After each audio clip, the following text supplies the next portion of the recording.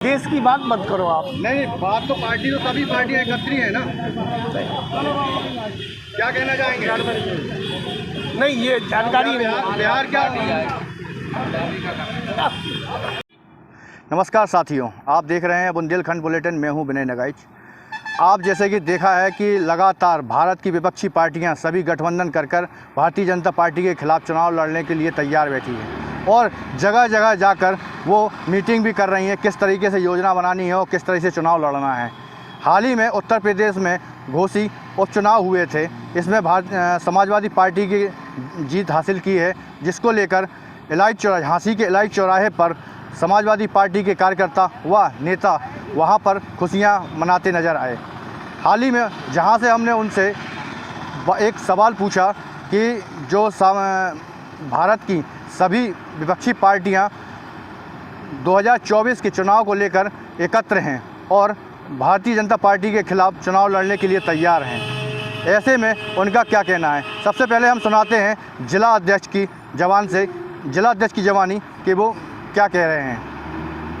आज इलाही चुनाव पे क्या कार्यक्रम? हम लोगों के जो समाजवादी पार्टी की कल घोसी उपचुनाव में हम लोगों की विजय हुई है। ये विजय जो हम लोगों का गठबंधन है, इंडिया का गठबंधन पीडीए का, इसकी विजय है और इसी हर्षोल्लास में हम सभी लोग समाजवादी पार्टी के लोगों ने यहाँ मिठाइयाँ बाँटी हैं तथा ये संदेश दिया है कि जो समाजवादी पार्टी, जो जनता हमारी है, वो जो समाजवादी पार्टी को समझ चुकी है, उसके साथ आ चुकी है और बीजेपी की जो बैरोपिया चेहरा है उसको जान चुकी है।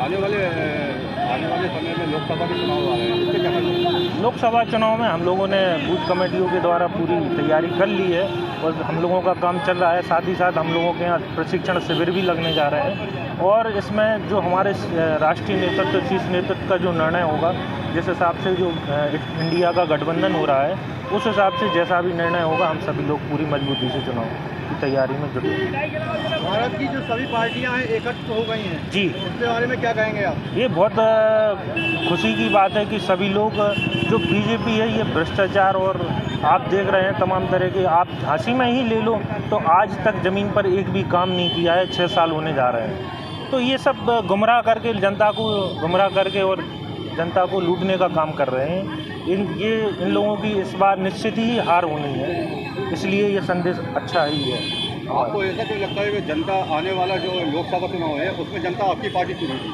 आप देख लीजिए उपचुनाव में नतीजा क्या रहा है, इसलिए हम लोगों को लगता है कि समाजवादी पार्टी और जो पीडीए का गठबंधन है, इंडिया का गठबंधन है, उसके साथ सब जनता के लोग, जो समाज के लोग हैं, वो सब जागरूक हो चुके हैं और साथ आने के लिए तैयार हो चुके हैं। विपक्ष पार्टी कहती है कि समाजवादी पार्टी गुंडों को संरक्षण देती है। वो तो आप खुद देख लीजिए कि समाजवादी पार्टी और बीजेपी में गुंडा पार्टी कौन है। आज ही झांसी में देख लीजिए, तमाम तरह के कहीं फर्जी मुकदमे लिख रहे हैं, कहीं प्लॉट कब्जे हो रहे हैं। ये सब चीज़ें आज आपको देखने को मिल रही होंगी।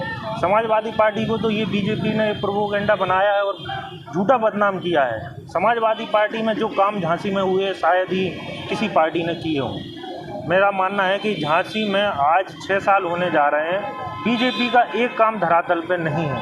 आप कल ही देख लीजिए, कल इतनी वर्षा हुई है कि चाहे आप बीकेडी के आगे पठौरिया पे चले जाइए, कहीं भी पूरा सैयर गेट पे सब जगह पानी भर रहा है। तो आप ये चीज़ें देखिए कि वास्तव में जो जनता की हितैषी है वो समाजवादी पार्टी की सरकार में ही जनता के हित के काम होंगे। उसी क्रम में झांसी के पूर्व विधायक सतीश जतारिया समाजवादी पार्टी से मीडिया ने कुछ सवाल पूछे तो मीडिया के सवालों से बचते नजर आए। इलाही चुनाव पे क्या आपकी पार्टी की तरफ से क्या कार्यक्रम है? उत्तर प्रदेश में घोसी सीट पर उपचुनाव होना था। उपचुनाव में जिस तरह जनता ने समाजवादी पार्टी के प्रत्याशी को लगभग 43,000 से जीत दिलाई है, उसमें सबसे पहले घोसी की जनता को धन्यवाद देते हैं और हमारे जो कार्यकर्ताओं ने मेहनत करके जिस तरह समाजवादी का नाम ऊपर किया है, उसमें अब जनता ये समझ गई है कि बिगैर समाजवादी के अब सरकार बनने वाली नहीं है।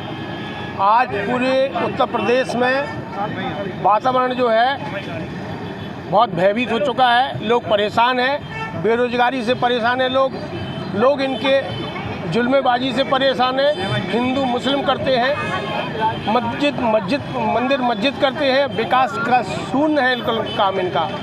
तो मैं ये कहना चाहता हूँ कि जिस तरह जनता उत्तर प्रदेश की जागरूक हो रही है, तो 2027 में माननीय अखिलेश जी इस प्रदेश के बड़े प्रचंड बहुमत से मुख्यमंत्री बनेंगे और 2024 में एनडीए में जो गठबंधन हुआ है उसमें एनडीए का बोल रोल रहेगा, जो पूरे विश्व को बताएगा कि एनडीए का जो संगठन है वो पूरे विश्व में जाना जाएगा कि एनडीए में जिस तरह सारे दल इकट्ठे होकर इंडिया के लोगों को, इंडिया के लोग जिताएंगे और इन लोगों को जो बताए, एनडीए के लोगों को बताने का काम करेगा कि ऐसी जुल्मबाजी से काम चलेगा नहीं। जनता जागरूक हो चुकी है। 5 किलो आटे में अब जनता बिकने वाली नहीं है। जनता को रोजगार चाहिए, शिक्षा चाहिए, पढ़ाई चाहिए, स्वास्थ्य चाहिए। आपको ऐसा क्यों लगता है कि जनता आने वाले समय में चुनाव आ रहे हैं तो जनता आपकी पार्टी को चुनेगी? ऐसा खास क्या है? जनता इसलिए हमारी पार्टी को चुनेगी कि 6 साल हो गए उत्तर प्रदेश की सरकार को, और 6 साल में उत्तर प्रदेश की सरकार ने क्या किया? सिर्फ जुल्मेबाजी के अलावा और कुछ नहीं किया। बाबा बैरगागियों से काम चलने वाला नहीं है। पारिवारिक लोग चाहिए हैं काम चलाने के लिए।